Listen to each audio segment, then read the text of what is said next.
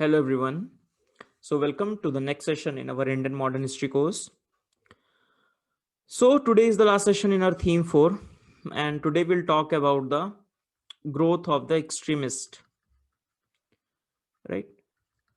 So we are talking about the modern nationalism. We talked about the formation of the Congress. In the last session we talked about the moderates, formation of the Congress and the moderate era in the Congress. We talked about the contribution of the moderates. We have seen we can divide this contribution into political and the economic aspects. So this is the economic demands or the economic aspects, and these are the political demands. We have also seen the Indian Council Act of 1892. From 1861 onwards or 1853 onwards, you need to recall and you need to make a small map कि भाई legislative and executive, how these things are moving at the central level and at the provincial level. Till 1892 we have the, or still we have the official majority. We don't have the element of the elections here. Slowly and slowly you will have a non-official majority, then you'll have elections of the people, then in the executive you'll start having Indians, and this is how they will progress. And finally when the at the central executive becomes Indian, that's when you have the independence, right? So through the means of the constitutional advancement you can trace the, through the means of the constitutional advancement you can trace the the gradually how the power has been transferred, you know, to in the hands of the Indians. Then we talked about the evaluation of the moderates, that what were the failure, why the moderates were a failure, what were the challenges associated with the moderates, whether it was their base, whether their extent, whether their methods, the demands, the ideas, or the social composition. Apart from that, we have also seen that though this is the case, but they also represented the most progressive element of their time. They, that may be the right strategy at that point of time, because everyone was fearing the government repression. They wanted to create an all India organization, they wanted to create an institutional setup first. Later on that can be utilized by the extremists and then by the Gandhiji, you know. So that's the idea. So if we talk about the, now we have talked about the moderates, now we have to talk about the extremists. Imagine you have a group of leaders demanding something and their demands are not being met. So obviously it is bound to create a new set of leaders. If you have read a philosophy of Hegel, see thesis, antithesis. So every thesis has its own antithesis. And don't worry, if you have not from philosophy optional or sociology optional or political science optional, then don't worry. So every thesis means everything has its antithesis. So moderates have an antithesis in the forms of the extremist. Who are watching it, what are they demanding? First of all, their demands avoid moderate. But even their moderate demands are not met. What is their perception? That British are good? What they're talking about? What these people are talking about? So a set of leaders will be known as extremist, will say no, this is the wrong approach. Why you don't believe in the potential of the masses? Why are you saying that India is a nation in the making? No, India has always been a nation. Read Swami Vivekanand. He is saying that India represents the, if the Vedanta of India is the best in the world. है ना?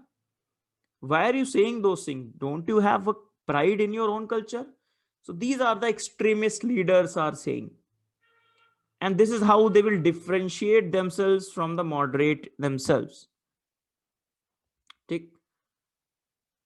So what we have to read within the extremist.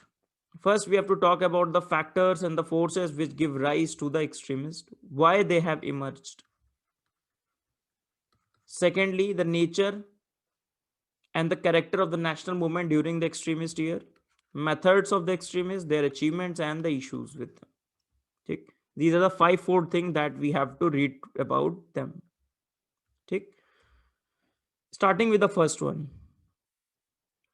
That is the factors. We'll see the factors first.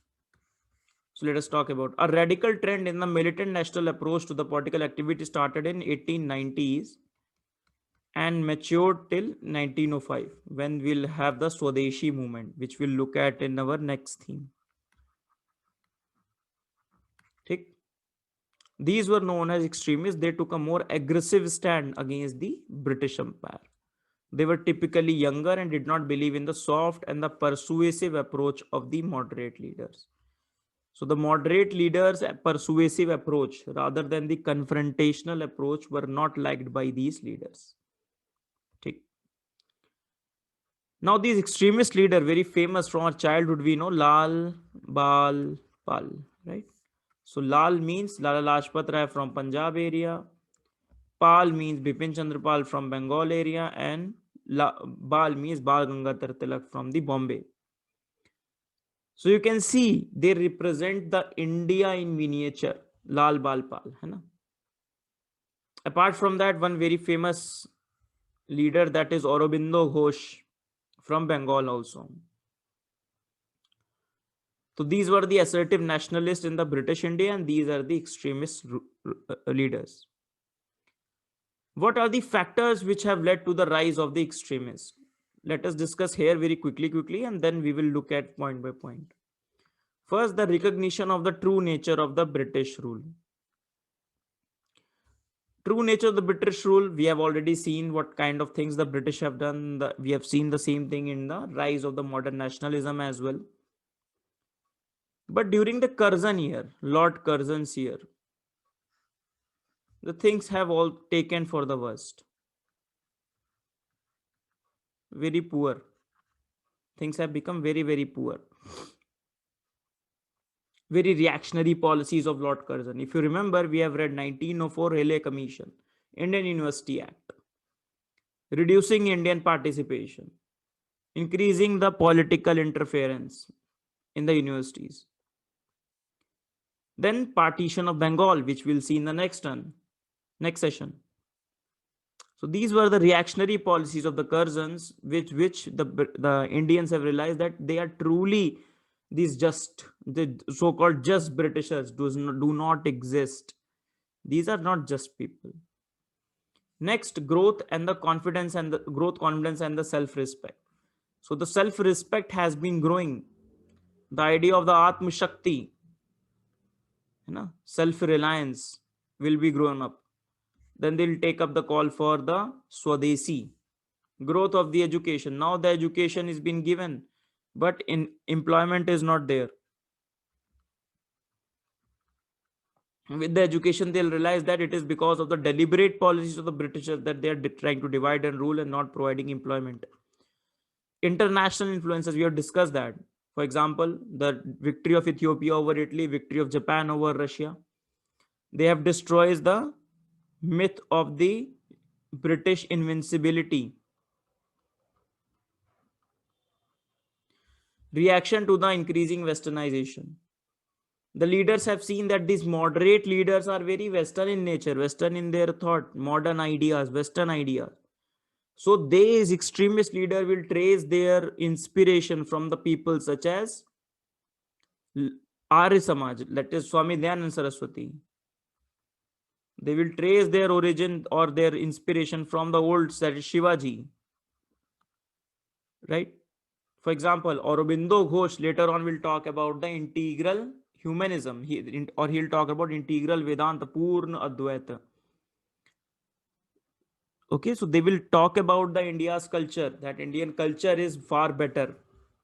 Dissatisfaction with the achievement of the moderates. Moderates not able to achieve any significant outcome. Moderates will say that because of us, 1892 reforms have come. But what about those reforms? Were there any genuine reforms were there? Answer is no. Then reactionary policies of the Curzon. Curzon ki reactionary policies. That was a big problem. Then existence of a militant school of thought. For example, Tilak, who has written a lot about, so you need to have an intellectual backing, intellectual books, for example. that creates a subjective conditions for a group of leaders to come, shared some ideology, share some interest, and believe in some common minimum program, common ideas. So that school of thought needs to exist. Okay. So let us discuss it one by one. Very quickly we'll go through. है ना? We have discussed that similar point into growth of the modern nationalism as well. So recognition of the true nature. So British government was not conceding to important demands. So leaders got disillusioned, and they said that we need to look for more effective mode of the political action. If they're not listening to us at this level, we need to up the ante. Next, feeling that only an Indian government could lead to the path of progress. Only a government led by the Indians. Only a Swaraj will help the Indians, not these British. You cannot transform these people. That was the approach of the moderates. Then in 1890s, a lot of economic miseries can be seen. For example, a famine killed more than 90 lakh people between 1896 and 1900. And when people see all these things, then people start to question the government that what these people are doing. They're not able to stop the death of these so many people. Bubonic plague in Deccan, right? Large scale riots in the Deccan. So all these things are there. And the government in these scenario, instead of giving more relief to the people, for example, present government, instead of announcing the Atmanirbhar Bharat, they would have said, no, no, we will curb your this right, will not give you jobs, your freedom of speech and expression is being cancelled, and all these things. If they do that, then what will happen? So, recognition of the true nature of the British. For example, Indian Council Act was criticized, not effective, no voting, no official, no non-official official majority is still there. Repressive laws such as IPC Section 124A, they were amplified. We have discussed the Press Act that have come in this time. Number of Indian members in the Calcutta Corporation was reduced under the Curzon era. Official Secrets Act, Indian Universities Act, these have come in the time of the Lord Curzon. So British rule no longer progressive socially and culturally. It was suppressing the spread of the education, especially mass and the technical education. In spite of the recommendation of these commissions and the committee that we have read, the British ruler was suppressing each and everything. Next is the growth of confidence and the self-respect. So the growth, faith was growing in the self-effort. Atma Shakti, self-reliance. So Tilak, Aurobindo, Bipin Chandra repeatedly urged the nationalists to rely on the character and the capacity of the Indian people. A feeling started gaining currency that the masses had to be involved in the battle against the colonial government, as they were capable of making the immense sacrifice. So we are able to sacrifice, and we will sacrifice. It doesn't matter if we are ignorant, but we are politically aware. We realize at least that these are the true culprits. These Britishers are the true culprits. We need to make people realize that, and the people do realize that, because they are the people, they are the ones who are facing these untold miseries, है ना? Then growth of the education, we have discussed the education ka spread hua, but on the level underemployment, unemployment was there under the educated people. They see the poverty and underdevelopment of the nation, and there was a simmering discontent. All these led to the formation of the militant nationalism. Then we have discussed the Ethiopian Italian army by Ethiopians, the Boer Wars, where the British face reversals. Japan victory over the Russia has destroyed the myth of the European invincibility. So Indian realized that united people willing to make sacrifices could take on the mightiest of the empires, and the demonstration effect from the outside countries, helped them to have that faith onto themselves. Then reaction to the increasing westernization. Leaders such as Dayanand Saraswati, Swami Vivekanand, Bankim Chand Chattopadhyay, they inspired the young nationalists with their forceful and articulate arguments, painting India's past in the bright color than the British ideologues had. That India's past was very, very glorious, and we need to take pride in it. So it provided a new leadership. Swami Dayanand Saraswati's political message was India for Indians. Okay? They felt that the moderate leadership or the currently the leaders are too much inspired by the westernization, and they believe that it is a colonial mentality, it is a colonial design, whether it is through education, whether through missionaries, and whether through working with the moderates. And that is why they have said that Congress formation was, Lajpat Rai said that Congress formation was a safety wall, that it has been under design, it has been created so that Indianness or the Indian elements should not become very, very prominent. Then you have the dissatisfaction with the achievements of the moderates. Now, moderates have been trying to do many things from 1885 to 1905. Nothing was achieved. Even we will see in the next turn when the anti-partition, when the partition was announced, partition of Bengal, the moderates did their own thing, agitation and all these things. Nothing was done, and finally the partition took place. So by extremists will say, what you have done, what you have achieved, you have achieved nothing. Your methods such as prayer, petition, protest, they are just nothing but the political mendicancy. They are nothing. You're not able to achieve anything. Your methods are very impotent. So let us work. Let us work. Extremist.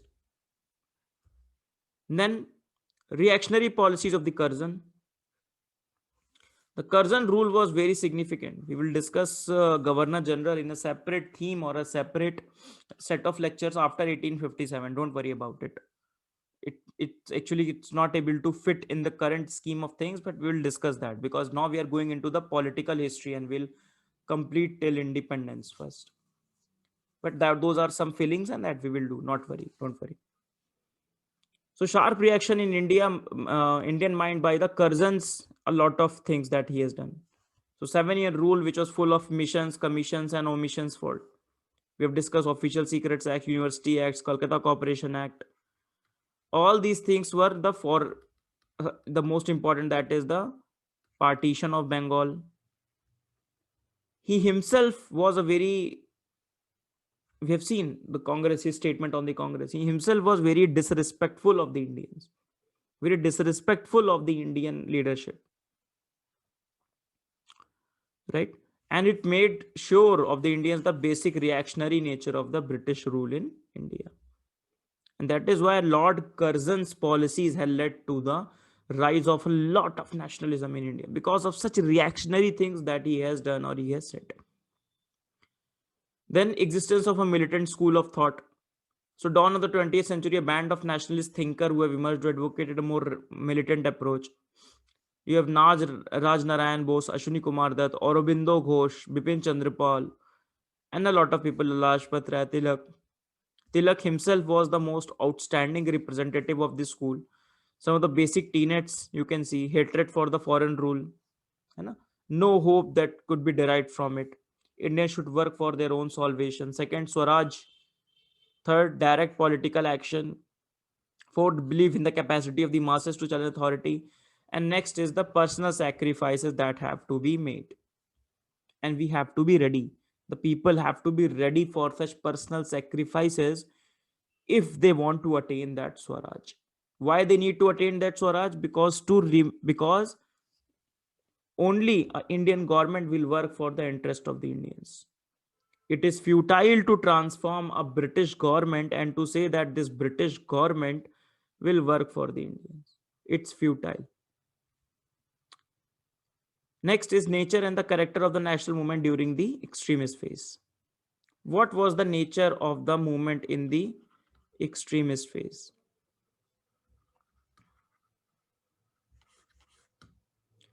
Let us discuss few key points here. First, the leaders from the urban area. Leaders were from the urban area rather than the elitists that were there in the times of the moderates. Not elitists, but from the lower and the middle class in the urban areas. But still, they are from urban area. Still the rural areas are still a bit untouched, and that we will the problem with the extremist as well. The character of a limited mass movement, because mass movements, yes, but not the mass movement at the Gandhian level. No, still that type of things are not achieved. Did not believe in the British sense of justice and fairness. Fine enough. Use of the religious slogans. Now, this is a very important idea of the extremists. We'll discuss it. Now, extremists have to mobilize people.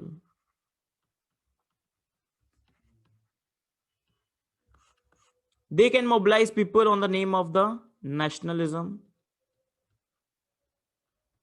Swaraj, and all these new ideas. Or they can mobilize people on the name of the religion, festival,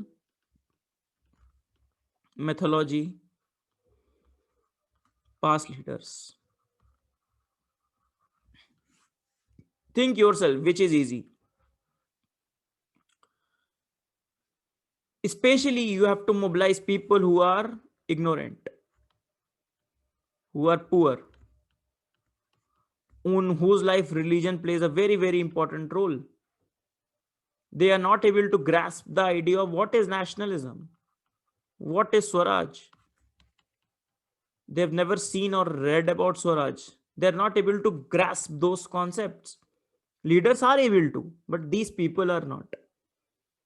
So if the leader is smart, how which approach he will take? He will take this approach or he will take this approach. Obviously, he will take this approach. And this is what being done by the Tilak. Shivaji festival, Ganpati festival. So mobilize people on that idea. That will create a problem later on. That is alienating the Muslims from the extremist movement. Because they will talk about Shivaji festival. They will talk Shivaji killing the Afzal Khan. They will talk about the Ganpati festival. And that will create what Bipin Chandra called as the Hindu tinge,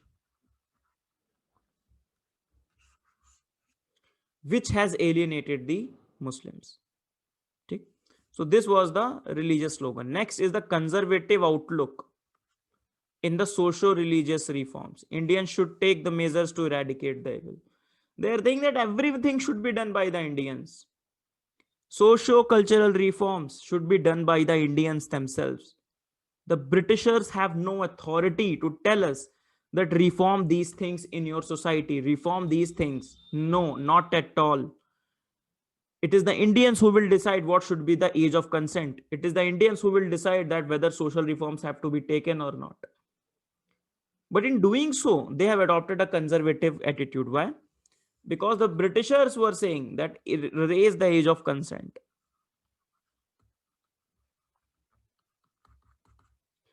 Now, so just to oppose the Britishers, just to say no, Indians will do this.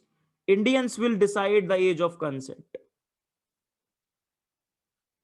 They given an appearance of a conservative outlook, that we are conservative, you know.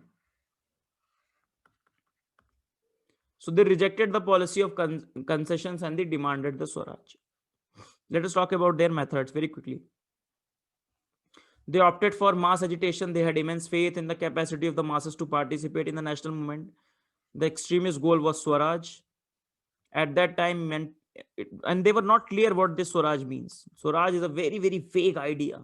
In fact, Gandhi later on was not very clear what is the idea of Swaraj. You know, at that time, it was either meant complete autonomy or and the freedom from British control or total Indian control over the administration, but not necessarily break away from British imperial reign. So the idea of the Swaraj was very, very different for each and every leader. So it was very vague idea. Then the leaders also encouraged the formation of the cooperative organizations on the voluntary basis for welfare of the masses. They adopted the boycott of foreign goods and popularized Swadeshi, that we will see in the next turn. They made huge contribution to the art, paintings, writing, science and tech, education institutions, Indian educational institutions. Main objective behind these activities to make Indian movement an all-round movement and to revive the confidence among the masses. They took pride in the Indian culture, Indian history. They looked at the ancient in scriptures for inspiration and the courage. They worked for the national scheme for education, number of national school and colleges established, self-reliance, self-sacrifice, strong will to obtain Swaraj, and all these things. So focus on the confrontation than the persuasion. Next, some of the achievements of the extremists. So, social base of the national movements was widened. They include students, women, workers. Could be seen in the Swadeshi and the backward movement. We'll see in the next turn. These prepared the masses mentally ready for Gandhian style of the struggle in the future. So, this is the one of the most important contribution of the extremists. They played an important role in organizing and gathering the masses in Swadeshi movement, not only in Bengal, in the other part of the India. So, a lot of things we'll read again about the extremists in the next term. A major reform the education across the country as the extremists worked on establishing the national university free from the government control. Later on, more reforms will come that were reflective of the works done by the extremists. Whether it be the Parliamentary reform of 1909, we'll discuss that in detail later on. Annulment of the partition which was announced in 1905 was annulled in 1911. Montague Declaration in 1970, that is self-governing institutions they talked about. And more importantly, when the extremists have come, when they were seen as a larger challenge, the British started paying attention to the moderates' demand. Let us listen to moderate, at least the faction of the demands. Earlier, they were not listening to moderates also. Kya sune inse? But now they are also listening to the moderates. Some criticism, if we talk about some of the things that we have already seen, first of all, their conservatism in social reforms.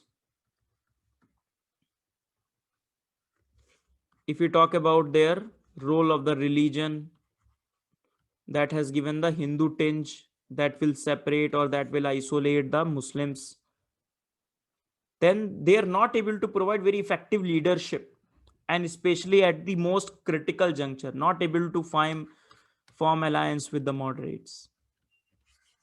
That will lead on the split in the Surat in 1907 between extremists and the moderate. Congress will split. They did not realize, both moderates and the extremists, that we need to remain united, which they were able to do later on. We will see. But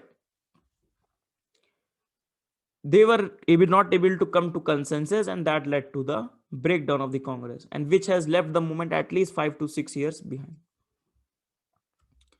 So let us very quickly see. So first was the age of consent bill. Opposition on the age of consent bill. Age of consent bill talked about the raising the age of marriage from 10 to 12. Now British have favored it, but Tilak has said no, no, no. We will do our reforms on our own. So he was opposite to the age of consent bill. He was not opposite to the idea that the women should be given more freedom and all these things. He was just opposed.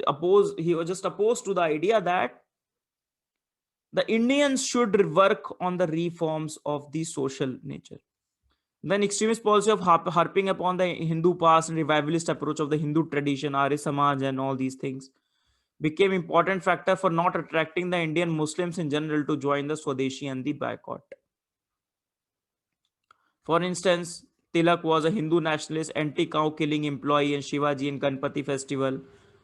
B.C. Pal and Lala Lajpat Rai spoke for Hindu nation and all these. More importantly, they failed to bring in the peasant community in the sphere of the national movement, and therefore mass movement like Swadeshi and the home rule could not last long. Where these extremists have given their leadership.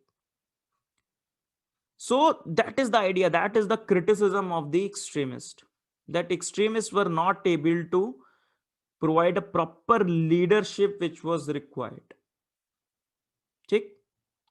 So with this we finish our session. With this we finish our theme 4. In the theme 4 we started with the modern education. We've discussed till the independence. Then in the next session we talk about the freedom of press, civil liberties, and then we talked about the formation of the Congress, the moderates, and then we finally in the last session we talked about the militant nationalism.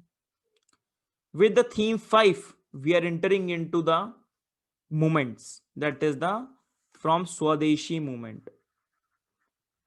Now we are entering into the 1900s, and we are entering into the Swadeshi movement, and one of the most easy aspect and the most visible aspect and one of the most important aspects of our modern Indian history. Swadeshi movement, the revolutionaries, the Ghadarites, then the home rule, then Gandhi's entry. So theme 5 will be concentrated around the pre-Gandhian movements, and the theme after theme 6, the Gandhiji will take over. Okay? So with this, we finish our session. We are going slow. I am getting the point. Yes, the things are slow, but the more important thing is that we need to go very, very strong. We cannot afford to lose important ideas, important questions while in the hurry of finishing the things quickly. Okay? Some of the more questions, mains question I've told last time, some questions I'll give in the next session, and some prelims question I'll discuss. Okay? So till then, bye bye. See you all in the next class. Thank you.